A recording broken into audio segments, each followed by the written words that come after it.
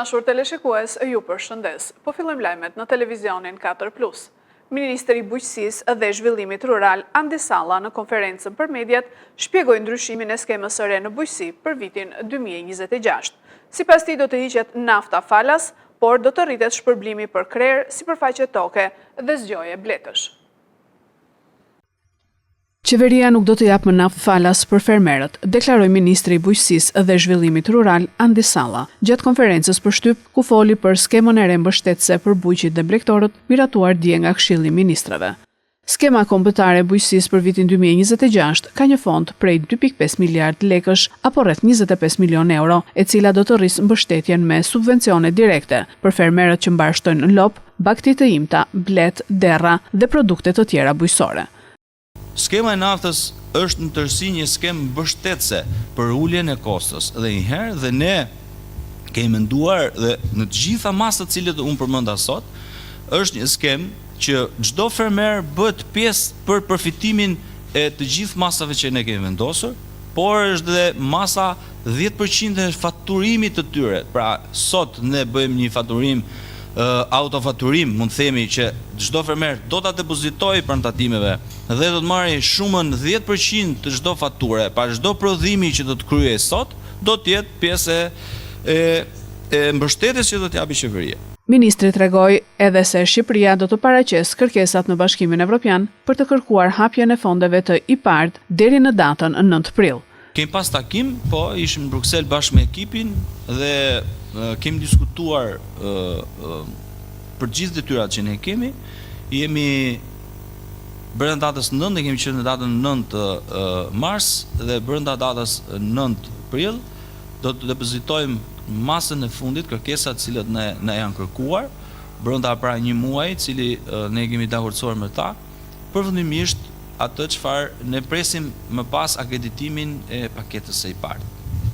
Gjithashtu pyetjes lidhur me dëmshpërblimet për zjarret, përmbytjet apo për murtajën që ra mbi gjedhët, ai tha se për këtë të fundit brenda pak ditësh do të kalojnë parat në llogaritë e familjeve që kanë pësuar humbje.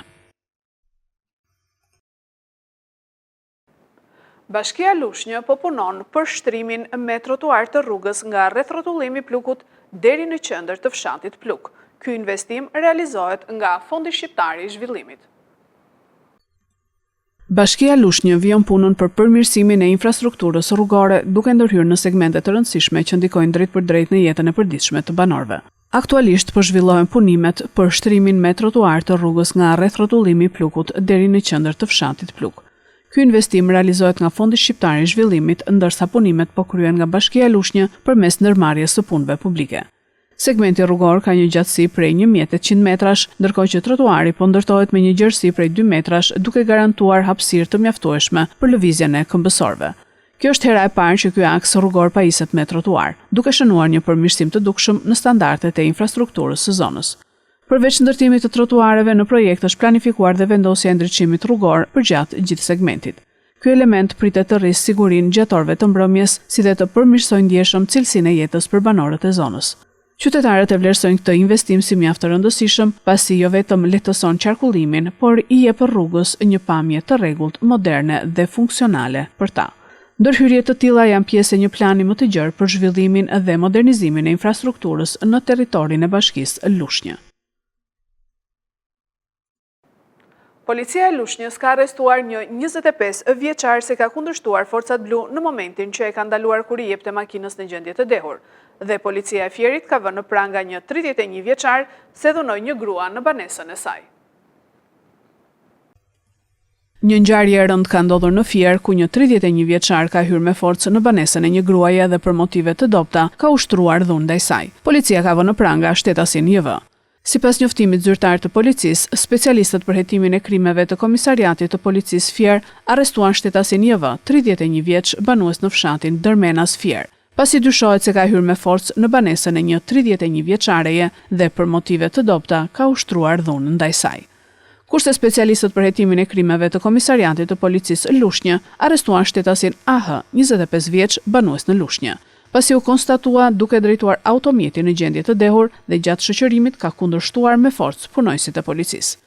Materialet procedurale ju referuan prokurorisë së Fierit për veprime të mëtejshme. Sot u petua drejtori i ri i policisë së shtetit Skënder Hita. Ministri i Brendshëm Lamallari i kërkoi që të vazhdojë luftën kundër krimit.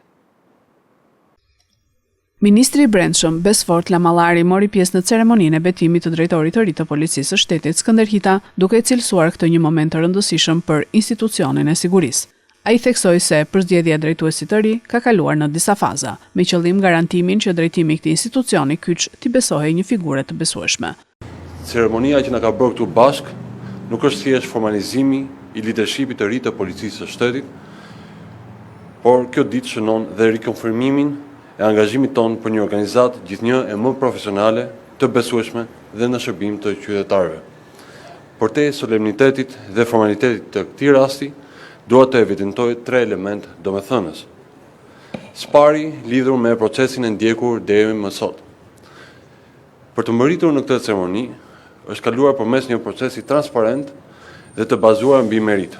Në çdo fazë është përfshirë vlerësimi i përvojës, profesionalizmit dhe integritetit të kandidatëve, duke siguruar që drejtimi i këtij institucioni kyç t'i besohet një figure të besueshme që përfaqëson standardet më të larta profesionale të organizatës së policisë së shtetit, dhe pavarësisht se fituesi duhet ishte një dhe vetëm një, unë vlerësoj pjesëmarrjen e gjithë kandidatëve që ishin të pranishëm, duke demonstruar absolutisht një përvojë të konsiderueshme në detyrat që ato kanë mbartur dhe vazhdojnë të mbajnë në policinë e shtetit.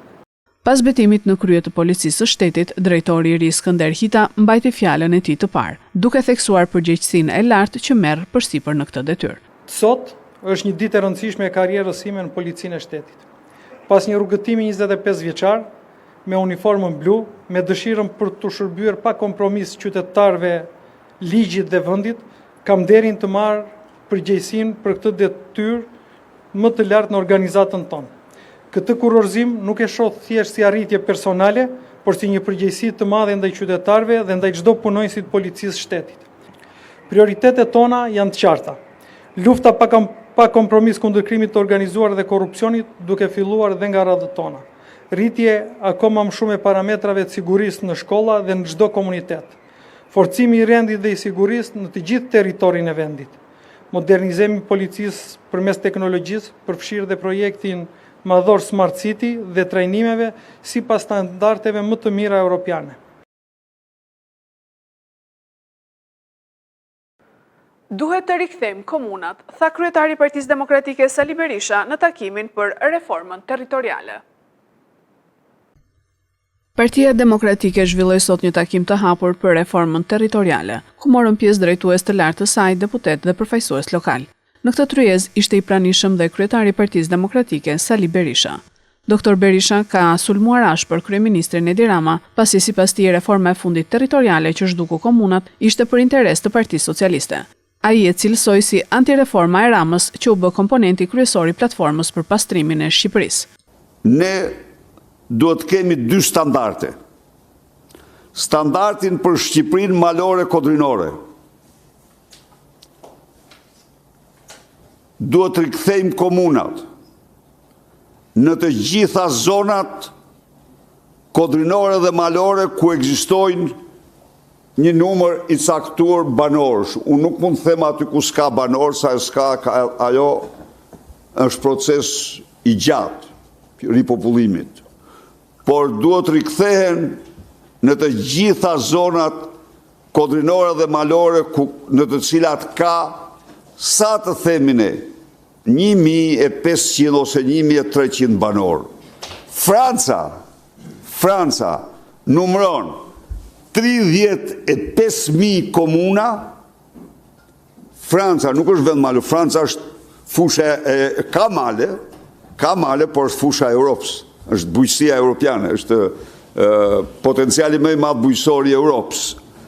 Dhe Franca ka komunat, ka 36.000 komuna dhe ka komuna me 1.500 banor. 1.500 banor. Ndaj dhe ne duhet të rikthejmë me shpejtësi, me përparësi në zonat kodrinore malore, shërbimet, komunat, si thirrja e fundit dhe mundësia e fundit për të mos i përjashtuar ato nga territori i Shqipërisë.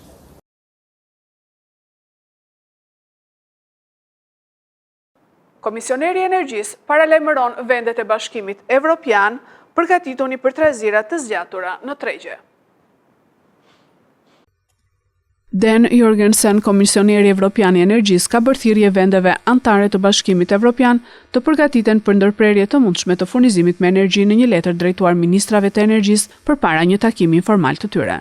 Sipas Jorgensen, edhe pse ndikimi me furnizimin me energji ka qenë deri tani i kufizuar, qeverit duhet të kryejnë përgatitje në kohë pas ndërprerjeve të zgjatura të mundshme. Ai paralajmëron se varësia e madhe e Evropës nga energjia importuar e bën kontinentin veçanërisht të ekspozuar ndaj efekteve të krizave ndërkombëtare si lufta në lindjen e mesme. Shpimet e gazit në Evropë janë rritur me 70% që nga fillimi i sulmit Amerikë-Izrael më 28 shkurt. Megjithatë, furnizimi me naftë dhe gaz natyror nuk është prekur drejt për drejt nga mbyllja e kanalit të ngushticës së Hormuzit, pasi Evropa importon shumicën e burimeve të saj nga jashtë rajonit. Komisioneri shpreh shqetësim veçanërisht për furnizimin me produkte të rafinuara të naftës, si vajguri dhe nafta në afat të shkurtër. Ai kërkon që qeveritë të shmangin masa që mund të rrisin konsumin e karburantit, të kufizojnë tregtinë e produkteve të naftës ose të pengojnë prodhimin në rafineritë evropiane. Letra Jorgensen thekson gjithashtu se shtetet anëtare duhet të inkurajojnë shtyrjen e çdo mirëmbajtjeje jo urgjente në rafineri, për të siguruar furnizim të qëndrueshëm të energjisë për qytetarët dhe ekonominë evropiane. Këto ishin lajmet tona për sot. Lajmet i gjeni dhe në internet në website-in 4plusmedia.tv. Bashkë mirupafshim.